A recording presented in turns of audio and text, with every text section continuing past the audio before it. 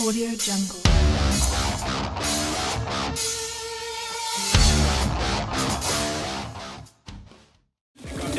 Come here now, girl.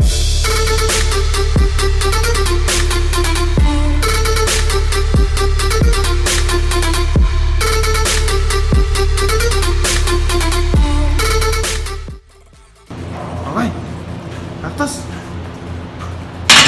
Ой, Аңай баштап қалды уже. о да. Ассаламу алейкум достар, қандайсыңар? Барыңарға салам. Сілерге бүгін төшті көргөзүп берем деп уже эфирден сырткары башталган турбайм ба.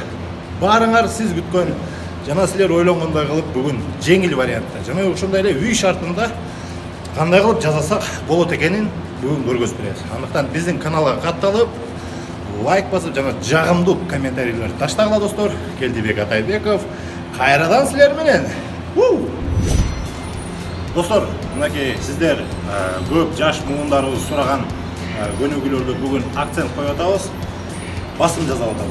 Точнее, бүгүн төш булчугун кандай кылып чыгарыш керек деген сурооңуздарга мен бүгүн жооп катарында ар бирибиздин үйдө жым лежа эмеси бар, мисалы снаряды.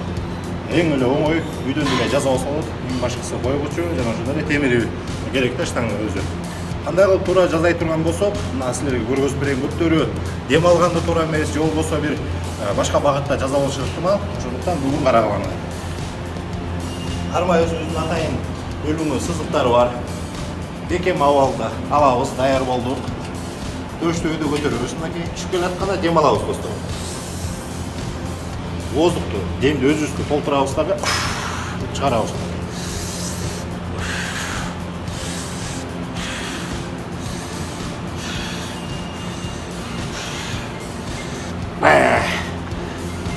Bunu 10'dan жазасаңар, 10'dan 4 подход. Өткені 10'dan жаза алсаңар, биринчи, экинчи көнүгүүлөрдү 10'dan жаза алсаңар, дени абдан жакшы ысыйт дагы, силерге тоскоолдук жаратпай, жалпы андай төштүн булчуңдары айрылып кетпейт десек жаңылышпайбыз. Рахмат. Кийинки подходдо биз уже негизи чоң салмакка иштегенге байланыштуу, биз уже чоң салмактар менен эле кошуп кетишибиз керек. Азыр бардык салмак 100 кг болот. 100 кг. Буга дагы 10'dan бир жол жазайбыз, азыр карап туруңар. Азыр 100 кг салмак бар азыр. Бисмиллахиррахманиррахим.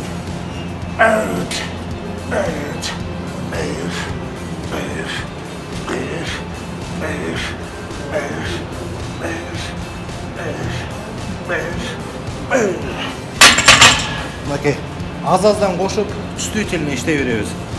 Общий 4 подход же 5 подход жасасаңар болот, себеп дегенде 1-2 подход менен организмде булчуңдарыбыз өтө чоң болуп шишпей калышы ыктымал. Ошондуктан силерге дагы бул пайда алып келе тургандай болушу керек.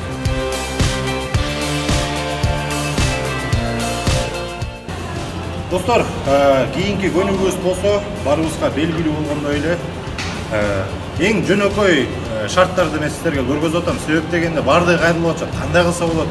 Мисалы мен айыл жергесинден же болбосо үй шартында жасашым керек эле депчи. Мындай лежакты жаза аласыңар, жөн эле тактайды, түз тактайды кесесиңер да үстүн төшөп туруп, эки жагынан мондой болуп стойканы бир карап коесуңар, болду, оңой эле да. Анан салмакты алабыз дагы мынакей, карагыла. Түз жатабыз. Жым лежа кылып келгенден кийин гантель менен жасайбыз кайра. Түз. Көптөр да сурашат, кандай кылып жасаса болот деп, аз түрлөрүн көргөзүп берем. Жай чөбүз. Оорураак салмак болсо, мисалы, өзүңүздүн салмактарыңыз оорураак болсо, мондай жасаса болот.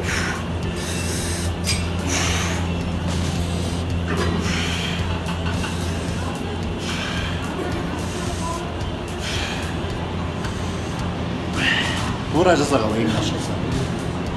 Жай кой берип, оорго кызыкпайбыз. Эң башкысы сезиш керек, достор, сезиш керек. Ондон ушундай кылып 4 жол жасасаңар болот, аз-аздан кошуп.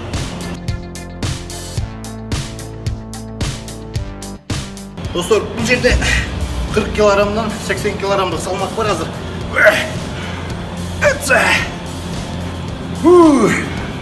Оор, серьезный, чоң вестер менен ойлогула, оңой эле көтөрүп коет. Бизге оңой көтөрүлүп, көрүнүшү мүмкүн, бирок силер абайлагыла достор.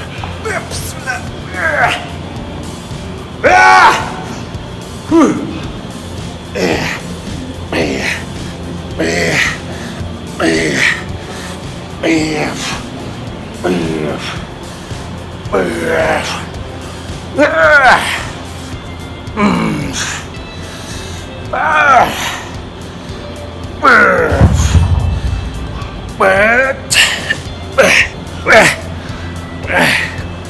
koyup koyulayız sırası kaydı. Bunday salmakta hiç kim götürmeydi kaydı bizden keyin. Eki var olboy. Orada koyuşumuz gerek. Bunları işte zaldın tertibine giredi de.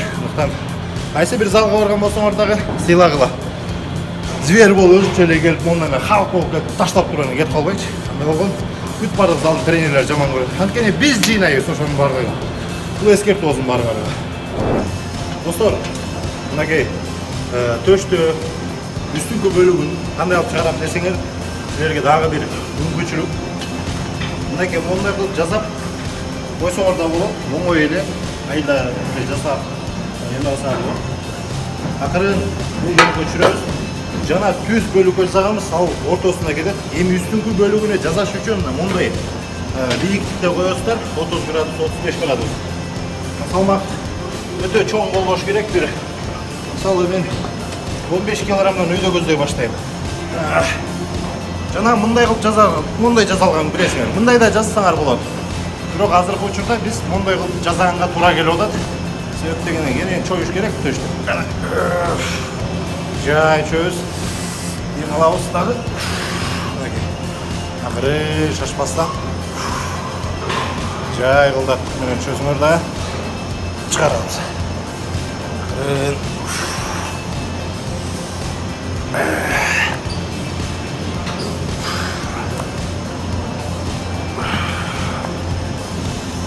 Ondan 4 подход жасайсыңар достор. Ondan 4 подход. Бардыгысын үйүбүздө кылсак болот ушунун бардыгын. Мынакей азыр сиздерге 4-чү көнүгүүнү көргөзүп жатабыз. Бардыгыбыз билген эле брусту. Айылдан кылабыз, шаардан кылабыз, көчөдөн кылабыз, үйдөн кылса да болот да. Кармайсыңар. Желательно кичине аралыгы чоңураак болгону жакшыраак. Анан кандай жасайбыз карагылаңыз. Мондай болуш керек. Төштөйдү көтөрөбүз и жай чөз. Жай.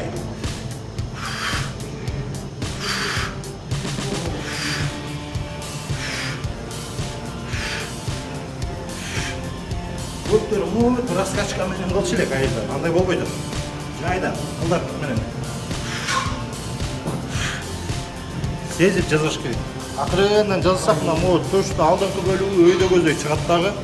Бизге жакшы бир кооздукту пайда кылат достор. 4 подход жасагыла. Үйдөн отжимание, турникти, брусьяны да кылсаңар болот. Эгер такыр эле мүмкүнчүлүк жок болсо. Ушул сиздерге эң сонун пайдалуу көнүгүү. Тура айттым мен силерге. Эң акыркы көнүгүү. Эң акыркы бардыгыбыз силер билген, биз билген, айылда жасап жүргөн братандар тепсе, жаза дегенде жата калып службадан болсо айттырбай жазай турган көнүгүү бул отжимание. Канча кыласың, канча жолу жазайбыз, кандай жасаш керек деген маселелер бар ушул жерде жатат азыр. Туурасын мен силерге көргөзүп берейин. 3 бөлүктөн жазсаңар болот. Алыс коюп, кичине жакыныраак, анан колду бирге коюп жазсаңар болот. Бирок бүгүнкү бөлүгүбүздө бизге ылайыктуу болгон стандартный алысыраак эле жасайбыз, карагыла. Колу коебуз, төштү өйдө көтөрөбүз эң башкысы. Жамбаш өйдөрөөк. Жайдан чөз, түшүп келатканда дем алабыз.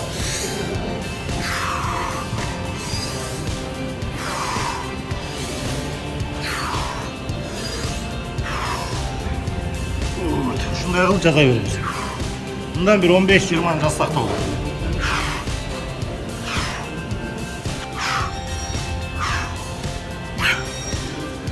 Мынакей достор. Ушундай кылып жасайсыңар. Ал эми азыр силерге кызык болуп атса керек. Бардығын жазады, футболканын ичинде эмне болуп атат болду экен деп.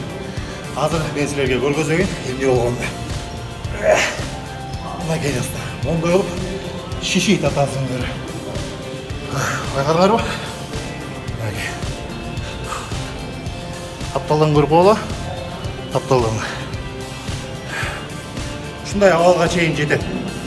Жакшы кылсаң, нормально кылсаң, кызыгуу менен аракетти кылсаң, ушундай көнүгүүнү жасап, ийгиликке дагы жетсе болот. Көрдүңөр да? Нет, ничего невозможного дейт. Эч кандай нерсе болбойт. Биз кыла албай турган. Бардык нерсени кыла алабыз. Болгону чыдаш керек, аракетти кылсак эле мүмкүнчүлүктөрдүн бардыгын биз атка ара алабыз да. Ошондуктан достор, бүгүн төш сиздер үчүн болду.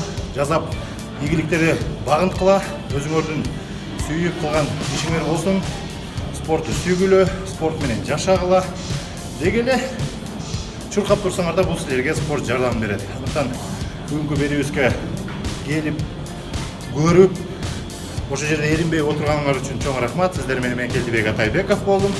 Кийинки берүүбүздө биз туура тамактануу боюнча жакшы видео киргизебиз. Андыктан биздин каналдан алыстабай, лайк басып, каттап жана башкалар менен бөлүшкөнгө аракеттенгиле. Чоң рахмат.